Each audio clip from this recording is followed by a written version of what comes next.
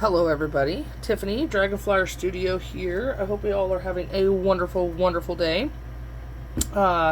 This is episode 4, I believe, of the junk journaling in small steps, where I am taking terminology, things that you might hear as a beginner, and kind of breaking them down into very short clips so that everybody can do their own junk journals. So let's get right into it. Last episode I showed you how to reinforce your spine of your book. And today I'm going to show you how to do what's called a hidden spine. I went over a little bit in the last video. What you'll need is obviously your journal. You are going to need some chipboard. Okay, it's what it is. If you don't know what chipboard is, they sell it by the sheet, I think, in most craft stores. If not, check the backs of your scrapbooking pads and stuff like that. So basically, it's just compressed cardboard. You don't want to use corrugated cardboard like a shipping box. Like if it looks like this in the middle, don't use this stuff. You definitely want a nice solid piece. If you can't find chipboard, you may be able to find like notebook covers or whatnot and kind of fold them over and make it double reinforced. But you definitely want something with some sturdy capability. I love that noise. Sorry. And so the chipboard, and then you're gonna want a piece of just pretty paper, whether you've coffee dyed paper or if you've got some scrapbooking paper, which is what I'm using today. This is just a scrap piece of scrapbooking paper, and it just needs to be regular paper thickness. You really don't want to use cardstock for this, and I'll show you why here in a second. The folding that we're gonna do really requires some pliability. You could just use plain white printer paper, and then I'm going to decorate up my spine because parts of it show through once the journal is done, and I like that part of the journal to be pretty. So if you just have white printer paper, you could use a piece of that, and then you could color on it, paint on it, do whatever it is that you've got handy for it, for sure. So let's go ahead and get started. So what I did was I've already got my materials cut because I want to keep these videos as short as possible so that you can spend more time crafting and less time on YouTube. Which is kind of counterintuitive to my channel, but you know what I mean. People are busy. We got stuff going on. So what you do is you want to bend your book slightly, like kind of like that, in your hand. And what we're measuring is where the crease starts on both sides. We want to stay inside that back crease. This book in particular is 1 1/8 inches wide. Okay, so all I did was took my chipboard, measured out 1 1/8 of an inch, cut it down, and then you'll know that you've got it just right when you put this in here, and you can close the book and you don't feel any resistance from that piece. If you've cut it too wide, it's not going to let your book close this way. Okay, it's going to, like, this ruler is just a little bit too wide for that. If I were to stick that in there, it won't let the book close any further than that.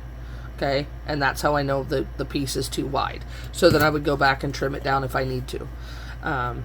So yeah, you just want to make sure that your book is going to close absolutely even over here with that piece of spine inserted. Okay, so once you've got this little piece, and then I just measured mine down, you want to stay inside the edge on both edges, if you can see that. Okay, so, and you could totally you could just leave the chipboard just like this. You don't have to cover it with any pretty paper. It's totally up to you. If that's the look you're going for, then you're done and you're ready to go. My next episode will show you how to mark your hidden spine for your signature pages that will go into it. Okay, but I prefer to cover my hidden spine with some prettiness. So what I've done is, because this is 1 1/4 inches, I went and measured this at 2.5 inches. Okay, you want it to be about 3 times the size of your spine, because what we're going to do is what's called a barrel fold in order to cover the spine.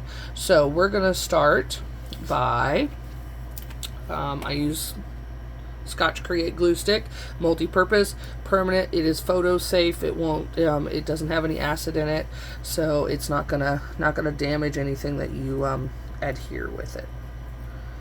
Okay, so I'm just gonna start by putting glue right down the center of my spine cover, and then trying for center as much as possible with the top and the bottom piece. I'm just gonna glue that down. Okay, we want to make sure that it adheres. The Scotch Create glue does glue down pretty quickly, so make sure you got your paper where you want it before you get going. Okay. Oh, itchy nose. So now what we're going to do is what's called a barrel fold.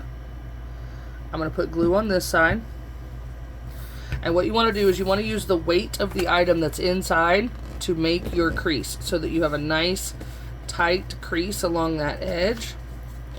And then you're just going to fold it over and push it down so that it looks something like that, and you have a nice edge there. Okay, and then I'm going to come back here with the glue. Same thing on this side. Use the weight of the item to give you your crease, and then fold it on over. And I just go from the center out towards the ends, and there you go. Then you have a nice seam on this side and a nice cover on this side. Okay, it does add a little bit more of reinforcement. So now what we're going to do is we've got to take care of these ends, and we want them to be adequately sealed up. So I'm just going to come in with a pair of scissors. I'm going to find my corner, which is right there, and I just give it a little snip. Same thing on the other side. And you're just going to angle those pieces in. And then I come back, find the inside, and I just cut. I cut my seam side.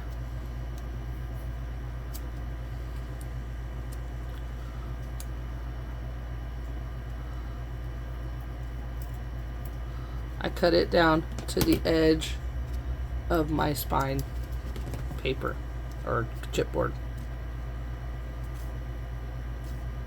Maybe.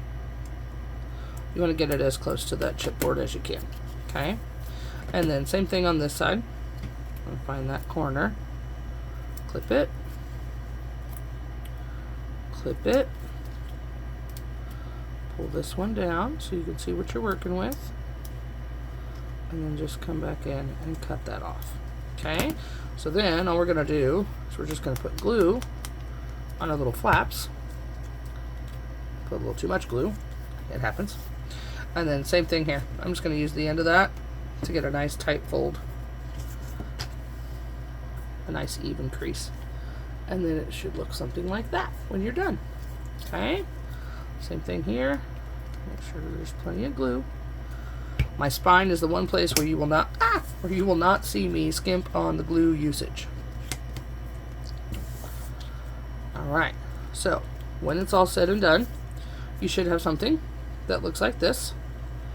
Okay, now I'm going to take just a little bit of time and do some stuff with this, because when it's all said and done, this will be adhered to here. Okay, your signatures will be sewn onto this. Okay, and so bits and pieces of this will show through, even though you've got pages up against it. So we want to make sure that stays nice and flat. And that is why I use the glue stick rather than wet glue. You could use the silicone-based glue that I told you all about, Fabrifix. This is just in a piping bottle, but it comes in a bottle like this, Fabrifix. Not sponsored or anything. Those are just my products of choice. I've learned through years of using adhesives that not all adhesives are created the same. So what I'm going to do is I'm going to come in here with my ink daubers, and I'm going to muck this up a bit. So I'm just using